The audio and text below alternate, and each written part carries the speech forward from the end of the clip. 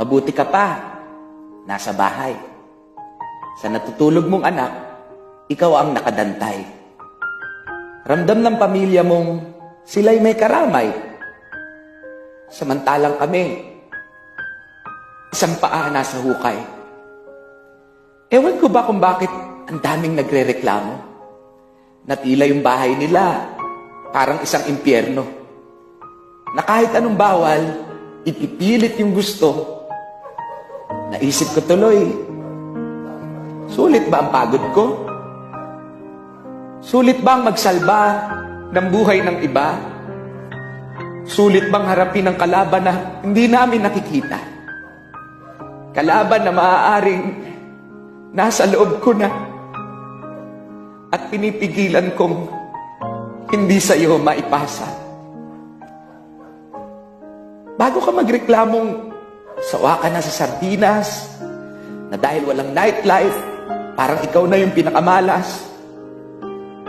Gusto kong malaman mo yung hirap na dinaranas ng mga nakikibaka para ika'y mailigtas.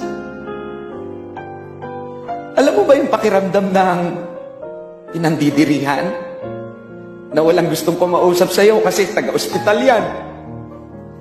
Na kailangan naming ipagpatuloy yung sinumpaang katungkulan na kung mahahawa kami bukas ay walang kasiguraduhan. Alam mo ba yung pakiramdam na takot ka? Pero sa harap ng pasyente, hindi mo pwedeng ipakita na yung sarili mong anak, hindi mo makamusta dahil busy-busy ka asikasuhin yung iba.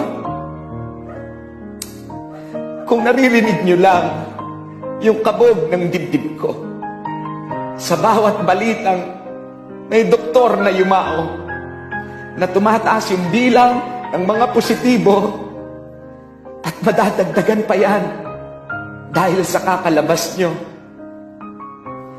Ilang doktor pa ba ang sasapit sa kamatayan? Anong paliwanag ba para maintindihan na manatili lang kayo sa inyong mga tahanan ay nagampanan nyo na ang ambag nyo sa bayan? Gusto ko pang masilayan ang bukang liwayway. Gusto ko pang akapiling ang mga mahal ko sa buhay. Lahat ng tapang na meron ako ay nakanda kong ialay. Pero katulad po ninyo,